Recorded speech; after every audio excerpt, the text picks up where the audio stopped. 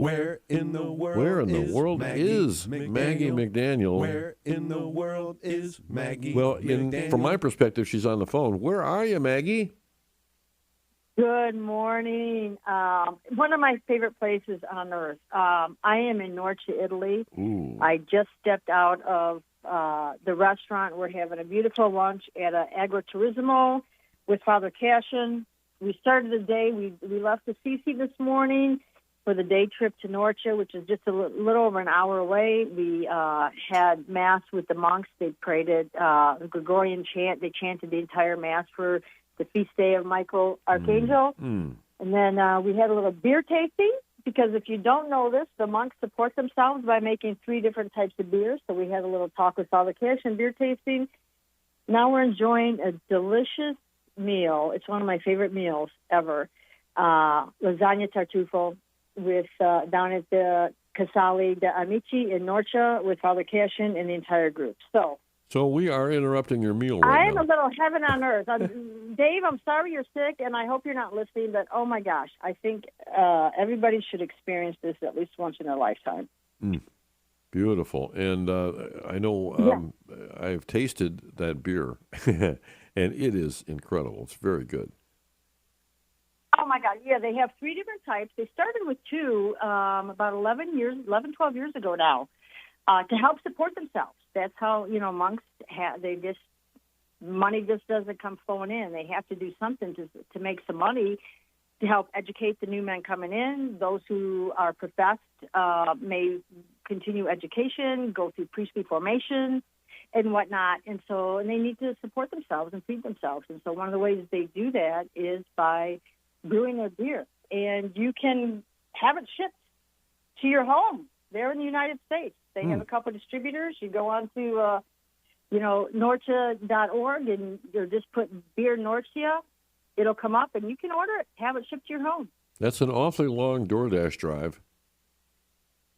Yeah, it is. But boy, let me tell you, it's worth it. It is absolutely worth it. Yes. But, we've had a beautiful pilgrimage so far. Father Ron Schott's group, we actually started in Paris. So since I talked to you last, we visited the Chapel of the Miraculous Medal. We visited St. Vincent de Paul and his incorrupt body. We went to Notre Dame and saw the renovated church, the newly renovated church. We went to Sacré-Cœur. We had Mass at Sacré-Cœur up on Montmartre. And, of course, saw the other sites in Paris, like, the Eiffel Tower and the Arc de Triomphe and the famous streets and the shops.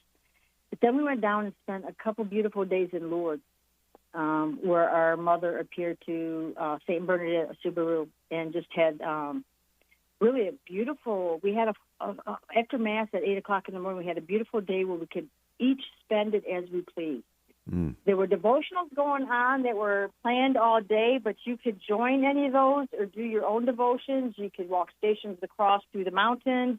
You could go to adoration, confession, or join some of the other things that are going on. It was just a beautiful spiritual day.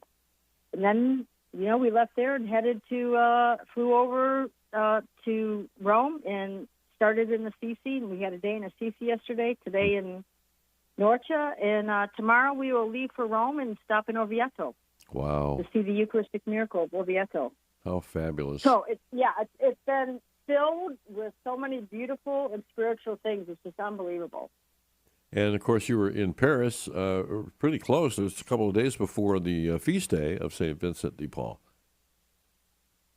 Yes, his feast day was on Saturday, the 27th, so we just missed that. But, yeah, and now, so now we're here with Michael the Archangel feast day. Happy birthday, Sandra. And, Great. It's exciting. And tomorrow, happy birthday to Teresa. Sorry, guys, I had to get that in. Cool. And then maybe a papal audience? Yes, Wednesday. We will be in Rome for the papal audience. As long as the Pope's having an audience, we are there. Cool. So he's scheduled to be there, and so we should be as well. Man, just to be there and to see the papal basilicas and everything. And, of course, they're in Norcia, too. Yeah, I'd love to. I wish I was living vicariously through you, but because you can become a virtual pilgrim at CatholicFaithJourneys.com. But nothing like being there in person, huh? There's nothing like being here in person and to experience it. And, as many times as I've been here and traveled, it does not get old. You see something new, you hear something new, you experience it through the pilgrims.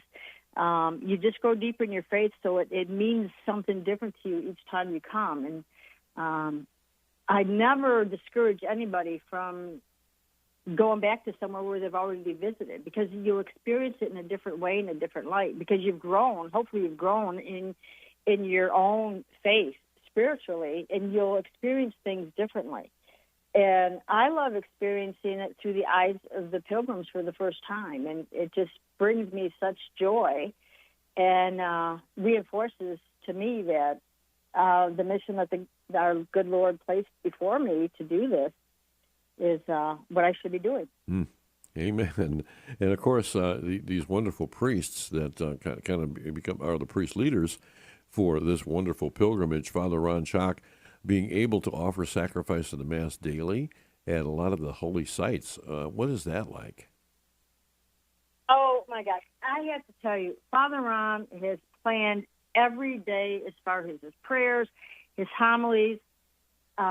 He's written prayers, even just prayers on the bus to get us going in the morning, based on what we're going to be doing and experiencing that day. I mean, our priests, we are so blessed in the Diocese of Toledo. We have such wonderful priests, and they bring their personalities but spirituality to the group, and he's just amazing and he's prepared.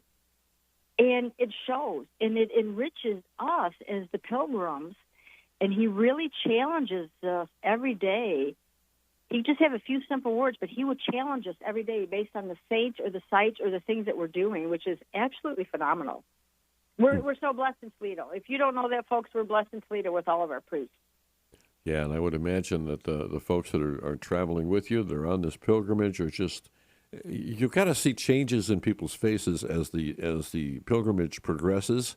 And I don't know if because I know it's a life-changing experience when you go on a pilgrimage like this. And you probably get the opportunity to see that on an incremental basis, day 1, day 2, day 3, day 4, and so forth. Oh, yeah, absolutely, you do. And, the thing is, too, I hope, most people know pilgrimages are not vacations. There's challenges on them, especially when you try and do a couple of different countries. You have the travel. It can be tiring. It can be challenging. But if you are able to overcome that and realize you're on a pilgrimage, you realize you're on a journey, a spiritual journey, and that every little thing we encounter, whether it's tiredness, hunger, just travel and dealing with people, is a way to grow closer to God by learning to accept and ask Him, Lord, what do you want me to get from what you are put in front of me? What do you want me to experience? How do you want me to change, grow, or whatever from what's in front of me? Your pilgrimage will be enriched so much, so greatly. Beautiful.